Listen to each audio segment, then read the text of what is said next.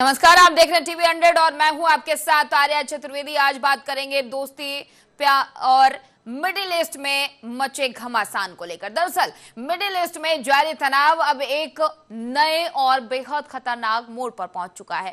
ये सिर्फ मिसाइलों और हमलों की जंग नहीं रह गई, बल्कि अब ये रणनीतिक, कूटनीतिक और आर्थिक दबाव का एक बड़ा खेल बन चुका है। एक तरफ अमेरिका अपने सहयोगियों के साथ मिलकर दबाव की नीति पर काम कर रहा है, तो वहीं दूसरी तरफ ईरान ने ऐसा दांव चला है जिसने पूरी दुनिया को सोचने पर मजबूर कर दिया।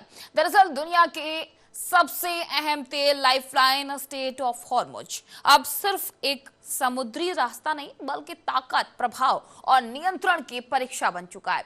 यहां से गुजरने वाला हर जहाज अब सिर्फ तेल नहीं, बल्कि वैश्विक रणनीति का बोझ भी ढो रहा है। सबसे ट्विस्ट तब आया जब ईरान ने जापान को राहत देने का ऑफर दिया। साफ संदेश, जो हमारे खिलाफ नहीं उसे कोई नुकसान नहीं। ऐसे में सवाल ये उठता है कि क्या ये सिर्फ राहत है या एक बड़ा जियोपॉलिटिकल गेम? क्या जापान अपने ऊर्जा हितों को प्राथमिकता देगा या अमेरिका के साथ अपनी रणनीतिक दोस्ती निभाएगा? और क्या इस एक फैसले से दुनिया की ताकतों का संतुलन बिगड़ सकता है, बदल सकता है? आज हम इसी बड़े खेल का पूरा विश्लेषण करेंगे। तो चलिए शुरुआत करते हैं मिडिल ईस्ट को लेकर। दरअसल मिडिल ईस्ट में जारी संघर्ष अब एक नए और बेहद अहम मोड़ पर पहुंच चुका है। पहले जहां ये टकराव सिर्फ सैन्य कार्रवाई, मिसाइल हमलों और जवाबी हमलों तक सीमित था, अब ये धीरे धीरे एक बड़े रणनीतिक और आर्थिक खेल में बदलता जा रहा है। इस पूरे घटनाक्रम में केंद्र में है दुनिया के सबसे अहम तेल लाइफलाइन कहे जाने वाले स्ट्रेट ऑफ हॉर्मुज, जहां से गुजरने वाला तेल कई देशों की अर्थव्यवस्था की धड़कन माना जाता है। अब ईरान ने इस जल मार्ग को लेकर जो रुख अपनाया है, उसने वैश्विक समीकरण बदलने के संकेत दे दिए। ईरान ने साफ कर दिया है कि हॉर्मुज पूरी तरीके से बंद नहीं है, लेकिन इसका इस्तेमाल अब चुनिंदा तरीके से किया जाएगा। यानी जो देश उसके खिलाफ खड़े हैं उनके लिए यह रास्ता मुश्किल बन सकता है, जबकि जो तटस्थ या संतुलित रुख अपनाते हैं उनके लिए राहत भी मिल सकती है। ये एक नई तरह की रणनीति है जहां बिना सीधे युद्ध छेड़े हुए दबाव बनाया जा रहा है, और ऐसे में इससे इकोनॉमिक और स्ट्रैटेजिक प्रेशर का मॉडल कहा जा सकता है। तो आपको बता दें कि जो वैश्विक राजनीति में एक बड़ा बदलाव दर्शाता है, सवाल यही है कि क्या ये रणनीतिक आगे और दोनों को देशों को प्रभावित करेगी, और क्या इससे दुनिया का एक नए तरह के टकराव की ओर भी बढ़ती हुई नजर आ रही है। तो लगातार मिडिल ईस्ट में युद्ध जैसे हालात बने हुए हैं, और ईरान के इस नई रणनीति का सबसे बड़ा संकेत है चुनिंदा देशों को राहत देना। दरअसल पहली नजर में ये एक आर्थिक फैसला लग सकता है, लेकिन असल में ये एक बेहद सोची समझी कूटनीतिक चाल है। ईरान ये दिखाने की कोशिश कर रहा है कि वो पूरी तरीके से अलग थलग नहीं पड़ा है, बल्कि उसके पास अब भी ऐसे विकल्प हैं जिसके जरिए वो वैश्विक समीकरणों को प्रभावित कर सकता है। दरअसल ये कदम उन देशों के लिए एक संदेश भी है जो अमेरिका के दबाव में ईरान से दूरी बना रहे हैं। ईरान ये बताना चाहता है कि अगर कोई देश उसके खिलाफ नहीं खड़ा है तो उसे नुकसान नहीं होगा, बल्कि उसे राहत भी मिल सकती है। ये सॉफ्ट पावर का एक नया रूप है, जहां बिना किसी सैन्य टकराव के भी प्रभाव डाला जा सकता है। और इस रणनीति का मकसद साफ है, दुनिया को एहसास कराना कि ईरान को नजरअंदाज करना आसान नहीं होगा। आने वाले दिनों में इसका असर और भी साफ दिख सकता है, खासकर तब जब कुछ देश अपने रुख पर दोबारा विचार करेंगे। सवाल यह है कि क्या यह कूटनीतिक दांव ईरान को मजबूत करेगा या फिर वैश्विक तनाव को और बढ़ा देगा? लगातार सवाल तमाम बने हुए हैं कि आखिरकार ईरान, इजराइल और ट्रंप को लेकर ये जो नई रणनीति बनाई जा रही है, इसके क्या मायने निकाले जाएं। और इस पूरे घटनाक्रम में सबसे बड़ा और सबसे चौंकाने वाला मोड़ तब आया जब जापान को सुरक्षित रास्ता देने की बात सामने आई। ऐसे में ईरान का ये ऑफर सिर्फ एक राहत नहीं बल्कि एक बड़ा रणनीतिक संदेश भी माना जा रहा है। जापान जो दुनिया के प्रमुख अर्थव्यवस्थाओं में गिना जाता है, उसकी ऊर्जा जरूरतें काफी हद तक मिडिल ईस्ट पर निर्भर है और ऐसे में ये प्रस्ताव उसके लिए बेहद अहम माना जा रहा है। अब सवाल यह है कि क्या जापान अपने ऊर्जा हितों को प्राथमिकता देगा या फिर अपने सबसे रणनीतिक साझेदार अमेरिका के साथ मजबूती से खड़ा रहेगा। यही दुविधा इस पूरे मामले को और जटिल बना देती है। दरअसल ये सिर्फ एक देश का फैसला नहीं बल्कि इससे वैश्विक ताकतों का संतुलन प्रभावित हो सकता है। अगर जापान ईरान के प्रस्ताव की ओर झुकता है तो ये अमेरिका के लिए एक बड़ा संदेश होगा, संकेत भी माना जा रहा है, क्योंकि अगर वो अमेरिका के साथ खड़ा रहता है तो उसे ऊर्जा आपूर्ति को लेकर चुनौतियों का सामना भी करना पड़ सकता है। यानी साफ है, जापान का अगला कदम सिर्फ उसका नहीं बल्कि पूरे दुनिया की राजनीति और अर्थव्यवस्था की दिशा तय कर सकता है। सवाल ये कि अब जापान की तरफ से क्या कदम उठाए जाएंगे, क्योंकि जापान इस समय एक बेहद जटिल और नाजुक मोड़ पर खड़ा है। एक तरफ उसका मजबूत और लंबे समय से चला आ रहा रणनीतिक रिश्ता अमेरिका के साथ, जो उसकी सुरक्षा, रक्षा, सहयोग और वैश्विक कूटनीति का अहम आधार माना जाता है। लेकिन दूसरी तरफ एक ऐसी हकीकत है जिससे जापान नजर नहीं हटा सकता है। उसकी जरूरतें, ऊर्जा जरूरतें, जापान अपनी करीब 95% तेल जरूरतों के लिए मिडिल ईस्ट पर निर्भर है, यानी कि 95% वो मिडिल ईस्ट पर निर्भर है। यानी अगर ईरान या हॉर्मुज़ क्षेत्र में किसी तरह का संकट आता है तो इसका सीधा सीधा असर जापान की अर्थव्यवस्था, उद्योग और आम जिंदगी पर पड़ सकता है। ऐसे में ईरान का सुरक्षित रास्ता देने का ऑफर जापान के लिए एक डबल एज्ड स्वॉर्ड बन सकता है। अगर जापान इस प्रस्ताव को स्वीकार करता है तो यह साफ संदेश होगा कि वो अपने ऊर्जा हितों को प्राथमिकता दे रहा है, लेकिन ऐसा करना अमेरिका के लिए एक कूटनीतिक झटका हो सकता है क्योंकि जापान उसका करीबी सहयोगी माना जाता है। वहीं अगर जापान इस ऑफर को ठुकराता है और अमेरिका के साथ खड़ा रहता है तो उसे ऊर्जा आपूर्ति में बाधा, बढ़ती कीमतों और संभावित आर्थिक दबाव का सामना करना पड़ सकता है। यही दुविधा इस पूरे घटनाक्रम को और ज्यादा दिलचस्प और गंभीर बना रही है। जापान के सामने अब सिर्फ एक फैसला नहीं बल्कि एक संतुलन बनाने के लिए चुनौती है, जहां उसे अपनी सुरक्षा, कूटनीति और अर्थव्यवस्था को साथ लेकर चलना है।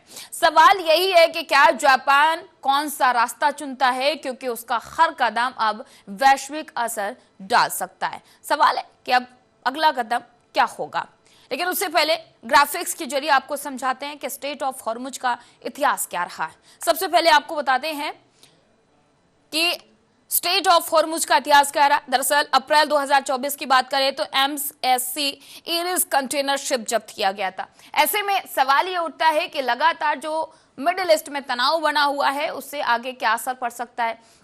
1991 में ब्रिटेन ने ईरानी तेल पर नाकेबंदी लगाई थी और जून 2025 ईरान ने समुद्री सुरंगें तैयार की थी। तो ये लगातार सुरंगें भी तैयार की जा रही थी और ऐसे में लगातार यहाँ पे हमले हो रहे हैं और उसके बाद से 2 मार्च 2026 इतिहास में पहली बार वास्तविक बंदी हुई। यानी कि 2 मार्च 2026 वो दिन था जब पहली बार इतिहास में बंदी हुई थी और ऐसे में 1991 की अगर बात करें तो ब्रिटेन ने ईरानी तेल पर नाकेबंदी भी लगाई थी। ये कोई पहला मामला नहीं है। अक्सर ऐसी तस्वीरें निकलकर सामने आई हैं जब नाकेबंदी लगाई गई, बंदियां लगाई गई, चाहे फिर 2026 की बात कर ली जाए, 1991 की बात कर ली जाए। 1991 ब्रिटेन ने भी ऐसे कदम उठाए थे। 1953 की अगर बात करें तो CIA तख्ता पलट हुआ था, तब नाकेबंदी समाप्त की गई थी। तो ये दौर, नाकेबंदी का जो दौर है, ये लगातार चलता आ रहा है और ऐसे में अब सवाल ये उठता है कि आगे क्या होगा, क्योंकि 1980 की अगर बात करें तो ईरान इराक युद्ध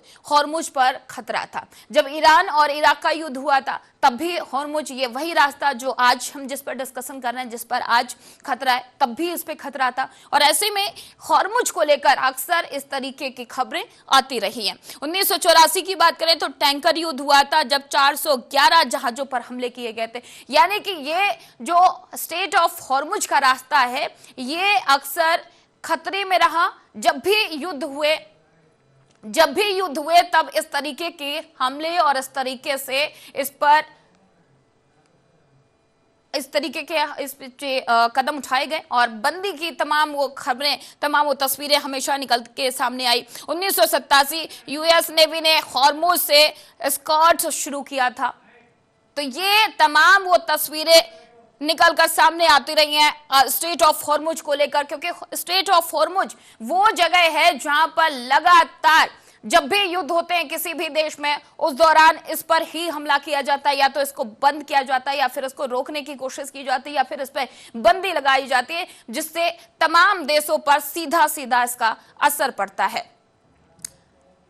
तो आपको बता दें कि 2008 की बात करते हैं, ईरान ने हॉर्मुज को लेकर 2019 की बात करें तो ब्रिटिश ऑफ यूएई टैंकर जब्त किए गए थे। यानी कि ये हॉर्मुज का जो रास्ता है, यहां पर अक्सर हमले किए जाते हैं, अक्सर रोका जाता है, चाहे फिर टैंकरों को रोकना हो या फिर तमाम वो तस्वीरें हों जो स्ट्रेट ऑफ हॉर्मुज को लेकर है। ऐसे में आगे बढ़ते हैं और समझते हैं कि स्ट्रेट ऑफ हॉर्मुज की अहमियत क्या है। दरअसल स्ट्रेट ऑफ हॉर्मुज की अहमियत को समझना आज के समय में बेहद जरूरी हो गया है, क्योंकि यह सिर्फ एक समुद्री रास्ता नहीं बल्कि पूरी दुनिया की ऊर्जा आपूर्ति की लाइफलाइन है। दुनिया भर में इस्तेमाल होने वाले तेल का एक बड़ा हिस्सा इसी संकरित जलमार्ग से होकर गुजरता है। हर दिन लाखों बैरल कच्चा तेल यहां से ट्रांसपोर्ट होता है, जो एशिया, यूरोप और अन्य क्षेत्रों की अर्थव्यवस्थाओं को चलाने में अहम भूमिका निभाता है। अब ऐसे में अगर हॉर्मुज में किसी तरह की रुकावट आती है, चाहे वो सैन्य तनाव की वजह से हो या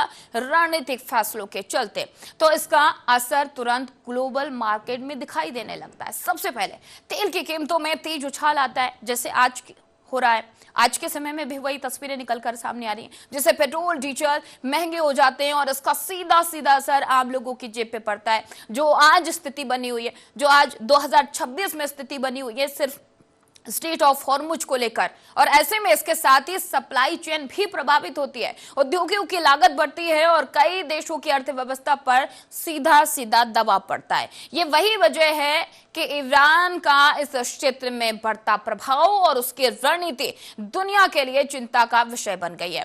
ईरान जिस तरीके से हॉर्मुज को एक रणनीतिक हथियार की तरह इस्तेमाल करने के संकेत दे रहा है, और वही वैश्विक संतुलन को प्रभावित भी कर सकता है। दरअसल ये अब सिर्फ मिडिल ईस्ट का मुद्दा नहीं बचा है, बल्कि यह सीधे सीधे वैश्विक अर्थव्यवस्था, ऊर्जा सुरक्षा और अंतरराष्ट्रीय राजनीति से जुड़ा हुआ मामला बन चुका है। इसलिए पूरी दुनिया की नजर इस समय हॉर्मुज पर टिकी हुई है। तो सवाल लगातार ये है कि जब भी देशों में, अलग अलग देशों में हमले होते हैं तो उसका सीधा असर, अगर मिडिल ईस्ट के देशों में अगर एक दूसरे पर हमले किए जाते हैं, युद्ध जैसे हालात बनते हैं, तो इसका सीधा असर स्ट्रेट ऑफ हॉर्मुज पर पड़ता है। जब इसका सीधा असर स्ट्रेट ऑफ हॉर्मुज पर पड़ता है तो ये तमाम देशों के आम जनता को प्रभावित करता है, क्योंकि इससे अर्थव्यवस्था ढीली होती है और सीधा असर, चाहे फिर पेट्रोल की बात कर ली जाए, कच्चे तेल की बात कर ली जाए, गैस की बात कर ली जाए, हर चीज महंगी होती है। चलिए ग्राफिक्स के माध्यम से समझते हैं कि हॉर्मुज किससे कितना खतरा है। ग्राफिक्स के माध्यम से समझते हैं। 80% जापान इसी रास्ते पर निर्भर है, यानी कि अगर जापान की बात करें तो 80% इसी रास्ते पर निर्भर है, यानी कि 80% तेल इसी रास्ते से जापान के लिए जाता है। और आगे बढ़ेंगे तो आप बात करेंगे 70% दक्षिण कोरिया इसी रास्ते पर निर्भर है, यानी कि वो तमाम देश जो इस रास्ते पर निर्भर है, चाहे दक्षिण कोरिया की बात कर ली जाए, जापान की बात कर ली जाए, चाहे भारत की बात कर ली जाए। हालांकि भारत की थोड़ी सी जो क्वांटिटी है वो कम है, 40% है। 40% भारत इसी रास्ते पर निर्भर है, यानी कि 40% जो क्रूड ऑयल है वो इसी रास्ते से भारत आता है। 35% चीन इसी रास्ते पर निर्भर है। तमाम वो देश, जापान, दक्षिण कोरिया, भारत और फिर चीन। भारत 40%, लेकिन चीन 35% इसी रास्ते पर निर्भर है। तो ये लगातार तमाम वो आंकड़े हम आपको बता रहे हैं कि अलग अलग देशों की बात की जाए तो कौन कितना स्ट्रेट ऑफ हॉर्मुज पर निर्भर है, क्योंकि ये वो रास्ता है जिससे तेल आता है, अलग अलग देशों के लिए जाता है, चाहे फिर क्रूड ऑयल की बात कर ली जाए, एलपीजी की बात कर ली जाए, जिसकी किल्लत अभी देखने को मिल रही है, क्योंकि 3 देश आमने सामने खड़े हैं, ईरान, इजराइल और अमेरिका। ये युद्ध लगातार बढ़ता जा रहा है जिसका सीधा असर स्टेट ऑफ हॉर्मुज पर पड़ रहा है और वहां से जो तेल की सप्लाई है, जो गैस की सप्लाई है, वो प्रभावित हो रही, जो आम जनता के लिए मुश्किल होता जा रहा है। और ऐसे में अब आगे समझते हैं कि अमेरिका के लिए ये पूरा घटनाक्रम एक बड़ी रणनीतिक चुनौती कैसे बनता जा रहा है। अब तक अमेरिका अपने सहयोगी देशों के साथ मिलकर ईरान पर दबाव बनाने की नीति पर काम करता रहा है, चाहे वो आर्थिक प्रतिबंध हो, कूटनीतिक अलगाव हो या फिर सैन्य मजबूती। लेकिन ईरान की नई रणनीति इस पूरे दबाव तंत्र को कमजोर करती हुई नजर आ रही, क्योंकि ईरान ने जिस तरह से हॉर्मुज को चयनात्मक तरीके से इस्तेमाल करने का संकेत दिया है और कुछ देशों को राहत देने की बात कही है, वो सीधे सीधे अमेरिका के रणनीति को चुनौती देता है। खासकर अगर जापान जैसे देश को, जो अमेरिका के करीबी सहयोग माने जाते हैं, ईरान के साथ संतुलन बनाने की कोशिश करते हैं, तो ये अमेरिका के वैश्विक पकड़ पर ढीला कर सकता है। क्योंकि लगातार अगर देखा जाए तो अमेरिका और जापान के रिश्ते बेहद करीबी माने जाते हैं, बेहद अच्छे संबंध है, एक यारी दोस्ती वाला मामला माना जाता है। लेकिन ईरान का सीधे तौर पर जापान को यह बड़ा ऑफर देना अमेरिका के लिए घातक हो सकता है। और यही वजह है कि अमेरिका इस पूरे घटनाक्रम पर बेहद करीबी से नजर बनाए हुए है। वो लगातार अपने सहयोगी देशों से संपर्क में है ताकि एक साझा रणनीति बनाई जा सके और किसी भी तरह के डिवाइड को रोका जा सके। अमेरिका के लिए यह सिर्फ एक क्षेत्रीय संकट नहीं बल्कि उसकी वैश्विक नेतृत्व क्षमता की परीक्षा भी है। और अब सबसे बड़ा सवाल यह है कि आने वाले दिनों में अमेरिका किस तरीके से प्रतिक्रिया देता है। क्या वो और सख्त रुख अपनाएगा या फिर कूटनीतिक रास्ते तलाशेगा, क्योंकि उसका हर कदम न सिर्फ मिडिल ईस्ट बल्कि पूरी दुनिया के लिए राजनीतिक और आर्थिक संतुलन को प्रभावित कर सकता है। तो ये सबसे बड़ा सवाल है कि अब अमेरिका की तरफ से क्या कदम उठाए जाएंगे, क्योंकि ईरान जो है वो सीधे तौर पर जापान को खुले तौर पर ऑफर दे रहा है। अब सवाल ये भी है कि क्या जापान ये ऑफर एक्सेप्ट करता है। अगर एक्सेप्ट करता है तो अमेरिका के लिए घातक होगा। और इससे पहले अमेरिका इसको लेकर क्या कुछ कदम उठाएगा। ग्राफिक्स के माध्यम से समझते हैं कि डोनाल्ड ट्रंप का अल्टीमेटम जो उनके तरफ से दिया गया उसको लेकर एक बार ग्राफिक्स के जरिए समझते हैं। दरअसल ट्रंप का ईरान को 48 घंटे का अल्टीमेटम, ट्रंप ने सीधे तौर पर ईरान को अल्टीमेटम दिया है कि स्ट्रेट ऑफ हॉर्मुज का जो रास्ता है 48 घंटे में नहीं खोला गया तो बड़े कदम उठा सकते हैं। हॉर्मुज मुद्दे पर अमेरिका का लगातार सख्त रुख अपनाते हुए नजर आ रहे हैं ट्रंप साहब। और ऐसे में अब बड़ा अल्टीमेटम उन्होंने ईरान को दे दिया है कि 48 घंटे का समय दे दिया है कि इस समय सीमा के अंदर अगर ईरान ने कदम नहीं उठाया तो अमेरिका बड़ा कदम उठाएगा, तमाम उन जगहों को ध्वस्त किया जाएगा। नहीं माना तो पावर प्लांट तबाह होंगे।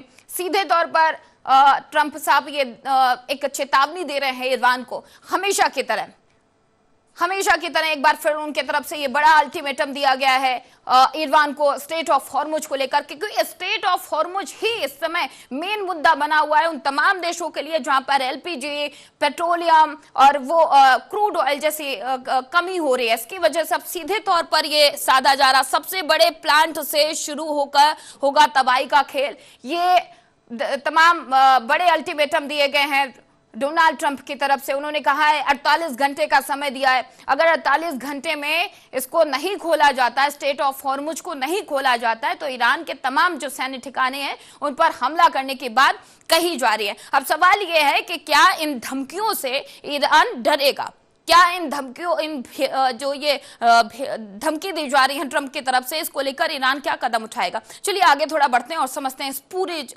रणनीति को। ईरान का ये कदम सिर्फ एक तात्कालिक या मौके की रणनीति नहीं लगता, बल्कि इसके पीछे एक लंबी और सोची समझी रणनीति सोच भी दिखाई दे रही है। दरअसल ईरान ये संदेश देना चाहता है कि अंतर्राष्ट्रीय दबाव, प्रतिबंध और अलगाव के बावजूद उसके पास अब भी ऐसे विकल्प मौजूद है जिसने वो अपने हितों की रक्षा कर सकता है और वैश्विक समीकरणों का प्रभावित भी कर सकता है। दरअसल ये एक तरह का स्टैटिक सिग्नल है। ऐसे में ये एक संकेत है जो सिर्फ एक देश के लिए नहीं बल्कि पूरी दुनिया के लिए। ईरान ये दिखाना चाहता है कि वो उसे पूरी तरीके से नजरअंदाज करना आसान नहीं है और वही न सिर्फ क्षेत्रीय स्तर पर बल्कि वैश्विक स्तर पर भी अपनी मौजूदगी और प्रभाव बनाए रखने की क्षमता भी रखता है। और इस रणनीति के जरिए ईरान उन देशों को भी एक संदेश दे रहा है जो अब तक दूरी बनाए हुए है या किसी दबाव में उसके खिलाफ खड़े हैं।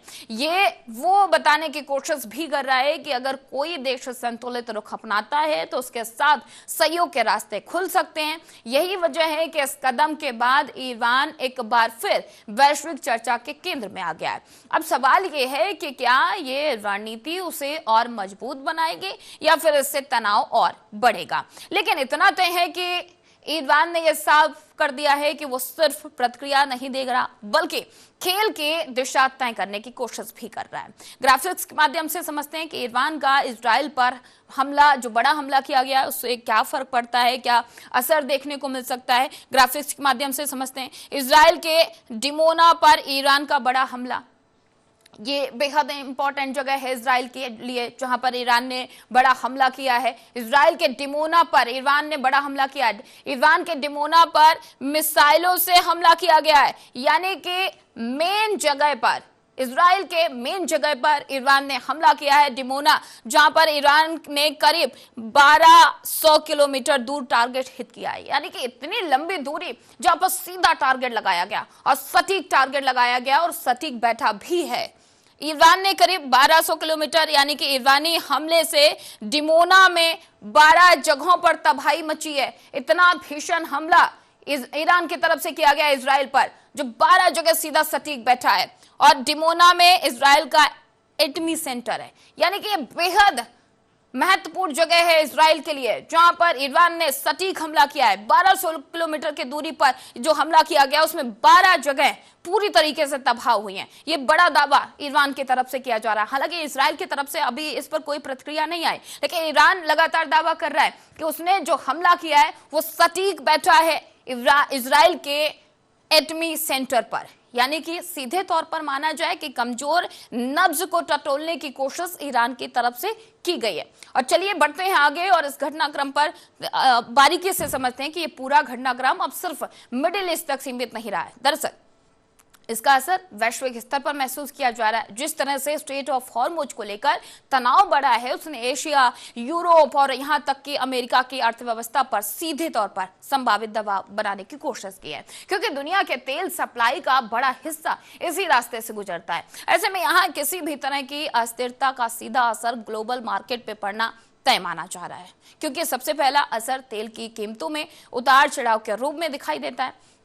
जैसे ही तनाव बढ़ता है, कीमतें ऊपर जाती हैं। पेट्रोल, जिससे पेट्रोल डीजल महंगे होते हैं, जो पहले भी मैं आपको बात बता चुकी हूं कि कैसे पेट्रोल डीजल महंगे होते हैं, जिससे सीधा असर इसका आम लोगों पर पड़ता है, आम लोगों की जेबों पर पड़ता है और आम लोगों से लेकर उद्योगों तक भी इसका सीधा असर दिखाई देता है। इसके साथ ही व्यापार मार्गों में बदलाव की जो नौबत आ सकती है वो भी सीधे तौर पर देखी जा रही है, जिससे सप्लाई चेन प्रभावित होती है और कई देशों के लिए लागत भी बढ़ जाती है। दरअसल कूटनीतिक स्तर पर भी इसका साफ नजर देखा जाता, साफ असर पड़ता है, जो सीधे सीधे तौर पर देखा जा सकता है। देशों के बीच संबंधों में खिंचाव भी बढ़ सकता है और सवाल ये है कि गठबंधन बदल सकते हैं और नई रणनीतियां भी बन सकती है, खास तौर पर वो देश जो ऊर्जा के लिए आयात पर निर्भर है, जैसे एशिया के कई बड़े देश। उनके सामने ये स्थिति और भी चुनौतीपूर्ण हो जाती है। यही वजह है कि अब ये सिर्फ एक क्षेत्रीय मुद्दा नहीं बल्कि एक बड़ा ग्लोबल इश्यू भी बन चुका है। पूरी दुनिया की नजरें इस पर टिकी हुई हैं, क्योंकि इसका असर हर देश की अर्थव्यवस्था और राजनीति पर पड़ती हुई नजर आ रही है। लगातार स्ट्रेट ऑफ हॉर्मुज को बंद करना, वहां से सप्लाई चेन प्रभावित होना, भारत सहित तमाम वो देश हैं जो इसकी किल्लत से जूझ रहे हैं। एलपीजी की किल्लत हो रही है, क्रूड ऑयल की किल्लत हो रही है, पेट्रोल की किल्लत हो रही है, जो सीधे सीधे आम लोगों की जेब पर पड़ रहा है, आम जनता की रसोई से लेकर उसके पॉकेट मनी तक पड़ रहा है, क्योंकि ना तो सिलेंडर ठीक से मिल पा रहा है, ना ही पेट्रोल के जो दाम है वो बढ़ते जा रहे हैं। अब ग्राफिक्स के माध्यम से ये भी समझते हैं कि ट्रंप की चेतावनी पर ईरान ने क्या पलटवार किया, क्योंकि जो चेतावनी दी गई है ट्रंप की तरफ से कि अगर 24 घंटे में स्ट्रेट ऑफ हॉर्मुज को नहीं ईरान खोलता है तो बड़ा हमला किया जा सकता है, सैन्य ठिकानों पर हमला किया जा सकता है। ऐसे में ग्राफिक्स के माध्यम से ये भी समझते हैं कि ईरान ने भी इस पर पलटवार किया है। ऊर्जा ठिकानों पर हमले के सोचने को लेकर भी बड़ा पलटवार ईरान की तरफ से किया गया है। दरअसल ऊर्जा ठिकानों पर हमले की सोचे नहीं ट्रंप। ये ईरान ने बड़ा जवाब दिया है, एकदम सटीक जवाब दिया है कि ईरान की चेतावनी है, हम भी खतरनाक जवाब ही देंगे।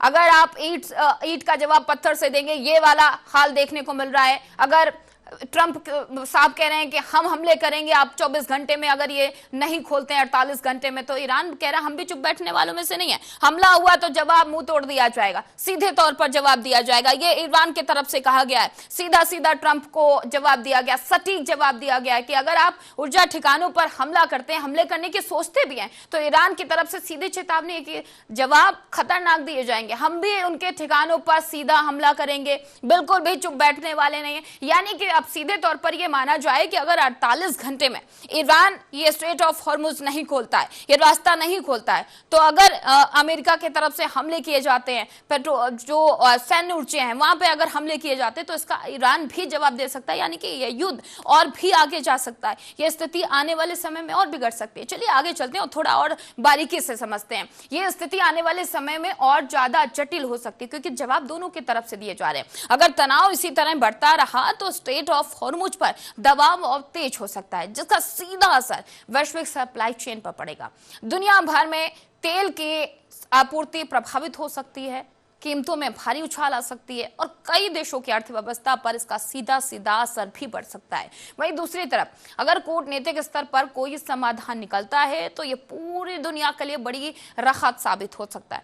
लेकिन फिलहाल स्थिति अनिश्चित बनी हुई है और यही अनिश्चितता इस पूरे घटनाक्रम को और ज्यादा गंभीर बना रही है। दरअसल ये मामला अब सिर्फ तेल या व्यापार तक सीमित नहीं रह गया, ये ताकत के संतुलन की लड़ाई बन चुका है, और जहां ईरान, अमेरिका और जापान तीनों अपने अपने हितों के हिसाब से चल रहे हैं। ये देश की कोशिश है कि अपने रणनीतिक, आर्थिक और कूटनीतिक फायदे को सुरक्षित रखें। लेकिन इन फैसलों का असर सिर्फ इन 3 देशों तक सीमित नहीं रहा, ये बल्कि पूरी दुनिया पर इसका असर पड़ेगा। अब एक ऐसा गेम बन चुका है जहां हर चाल का दूरगामी परिणाम हो सकता है, चाहे वो ऊर्जा संकट हो, वैश्विक आर्थिक अस्थिरता हो या फिर बड़े स्तर पर कूटनीतिक बदलाव।